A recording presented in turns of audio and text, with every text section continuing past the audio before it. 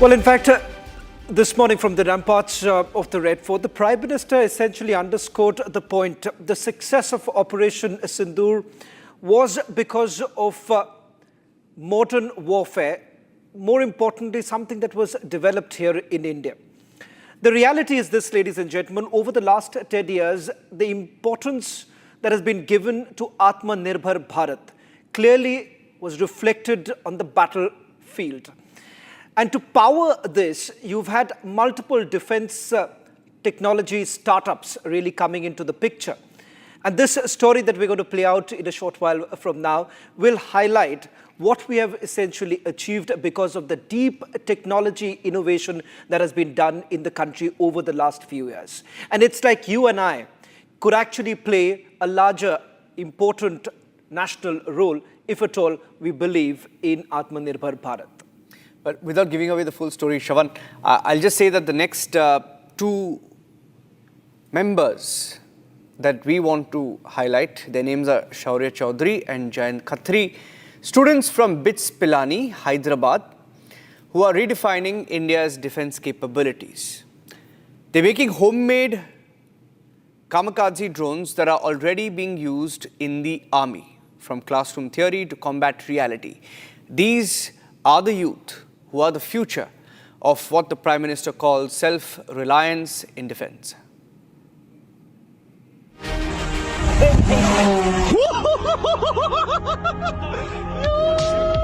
Let's go! Meet Jayant Khatri and Sourya Choudhury, both still undergraduates in a small hostel room.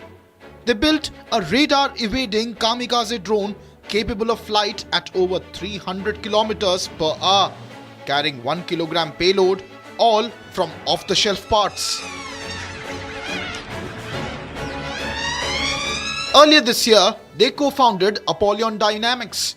Within weeks, they designed and built a radar-evading Kamikaze drone capable of 300 kilometers per hour of speed, carrying 1 kilogram payload, and engineered it for India's diverse terrain and climatic conditions, all of which have been assembled from off-the-shelf components in their hostel room. Through cold messages and rigorous persuasion, they secured a demonstration with a senior army officer. This led to operational deployment of their drones at bases in Jammu, Haryana, West Bengal and Arunachal Pradesh. They also trained personnel to operate these systems. In just 2 months, the project has grown into a startup with a team of around 10, now developing VTOL and fixed-wing UAV platforms. Their journey reflects a new wave of youth-led innovation in India's defense technology sector.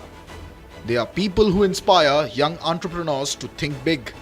They are leaders of innovation in the defense sector. They are someone who make us proud to be an Indian.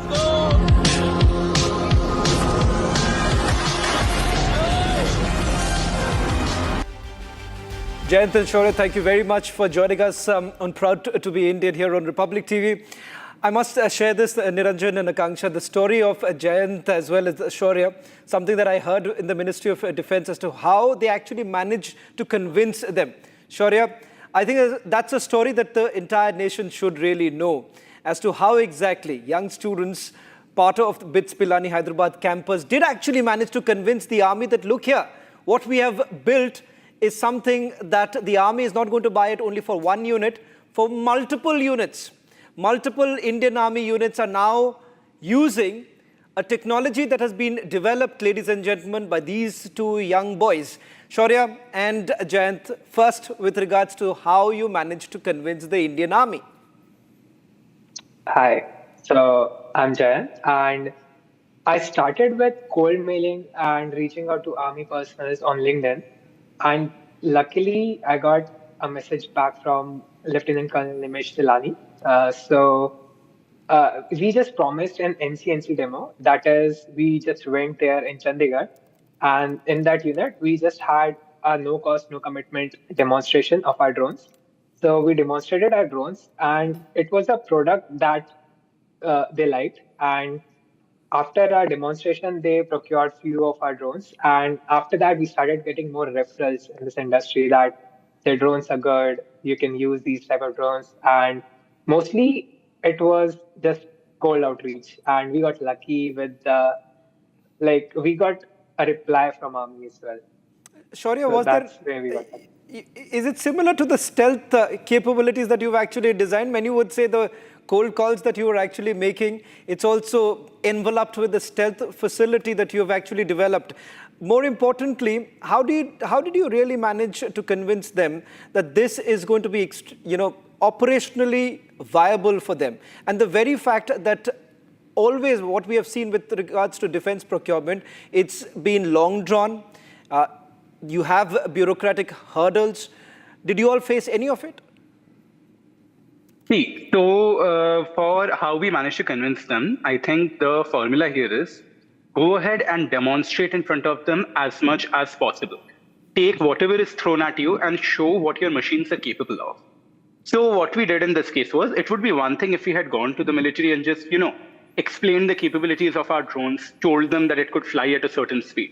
Instead, what we did was we took our drones and absolutely pushed them to their very limits in front of the senior officers. And that is what convinced them. We could have told them that they can do 300 kmph, but what we did instead was actually fly the drones at their peak, at their full speed and show their full maneuverability in front of the officers. Okay. And from your story, we hear that you designed these drones in your hostel room. Jayant, is that correct? And how long did you take? How many days or months did it take for you to design these drones? Can't hear you, Jayant. I think you're muted. Okay. So me and Shoris started our own defense tech society when we were in college. So it was in first year. We named it as Team Vidrohi. So it means rebel. So from that point, we were making drones. We started participating in different international drone racing leagues. Shore is our IDRL pilot. So from that time, we were very much into the drone sector, and we were watching those Russian and Ukrainian war videos and those conflicts. And we were like, we can also build something similar. So from our very first year only, we started developing these kind of drones that were being used in Russian and Ukrainian conflicts as well. And then we started making it for army and developing it in a better way. Like we started making our own CAD, working with electronics, and yeah, that's how it started. And it took us around the Kamikaze variant took us around 3 to 4 months to make that prototype. We're still working on making and enhancing it in a better way, but it took around 3 to 4 months. Absolutely, Shaurya and Jayant. People your age, they worry about exams, but you too, from your hostel, reaching out to Indian Army through LinkedIn, cold emailing them, you made drones and made sure that it is used by Indian Army. How does it feel to know that your creation is being used to defend the nation? It feels like an incredible opportunity, and we are extremely grateful for it. It also makes us feel the responsibility of what we are doing. The constant urge to do better, to improve our systems, to create new things so that we can improve our nation's strategic abilities in some way or the other in the future. Yeah. Okay, I want to ask you a question. We know that there is a huge demand for drones now, right? Military drones especially. How big is that demand? Because most people we interact with, speak to, feel that Indian drone makers still are not being able to sort of match the requirement. Now, I want to know from you, because you firsthand interact with the army, the armed forces, how big is that demand and how much is it going to grow in, let's say, in the near future? So right now, just the drone in the defense tech market, it's around 48,000 crore. It's a 48,000 crore market right now. And it's going to increase by a lot by 2030, as if we see through the curves and through the graphs that I've seen. But right now, we are not able to match, in India, we are not able to match that demand, because right now, the only challenge is manufacturing at that scale. And that's soon going to be possible for us and for new startups who are into this space to match the pace of the demand and to supply at that rate as well. So you're saying it's more a scaling problem. It's more a scaling problem right now. Shaurya? Yeah. That's where most of them are facing a hurdle? It's a scaling problem. It's a supply chain problem. Okay. This is where I think the main hurdle is. Like supply chains of indigenous components aren't there yet. We need it to be better for, young startups like ours to be able to churn out hundreds of cutting edge combat drones. Shaurya, you must have also very closely, monitored every development during Operation Sindoor because that's an area of opportunity for many defense technology startups. What is that one area particularly where we essentially need to work with? Because I was given to understand that when it comes to stealth facilities of the drones that we are essentially using is where we lack at this point in time. Is that the area that you are also concerned about, or perhaps the direction that you're working in? So currently, one of the major issues we are facing is that we are dependent on foreign strategic partners for procurement of drones that are actually very effective for suppression of enemy air defenses. For example, we procure drones from the likes of Israel and Russia. And while we have some degree of domestic manufacturing capabilities, it is not fully indigenous. The drones which we are using for deep penetration of enemy territory and suppressing their air defenses, so that our fighter planes can take over and launch cruise missiles and all. So I believe building those large scale UAVs that can penetrate very deep into enemy territory is something which Indian startups need to focus on. I remember, Shravan, during Operation Sindoor, just before, in fact, India had struck back, there was a debate in the studio. There were young people like Shaurya and Jayant, and they were debating with veterans who've been in traditional combat, right, all their lives. All they know is about tanks and jets and artillery. And the young drone maker said that future wars will not be fought conventionally. They will be fought via drones.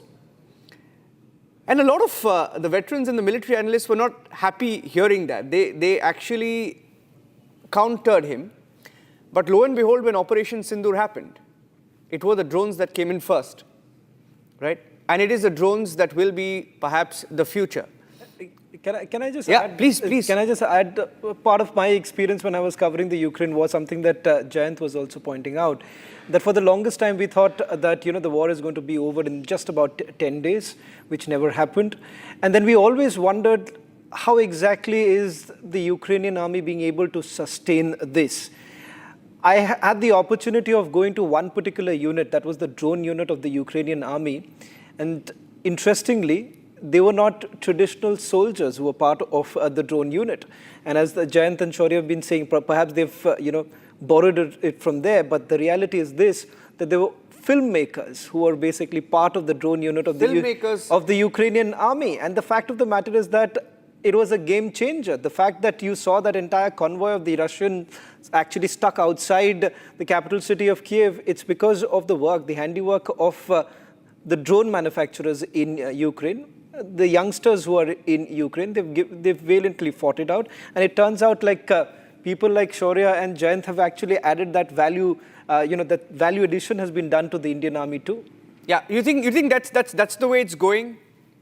Jayant or Shaurya, any of you can take that. Yeah. Right now, because of the asymmetric warfare, where a drone can basically immobilize a truck as well with a certain amount of payload. So it is very much possible for in the future that only the electronic warfare will take place, and instead of soldiers getting out in the battlefield, mostly they'll be using drones, swarms basically, and machines to win the wars. And पहले से, like in the very start, I guess पहले जब तलवारें use होती थी, उसके बाद then there were guns. Now I guess it is all about electric warfare, where jammers, drones. The war is about all these things. Yeah, interesting.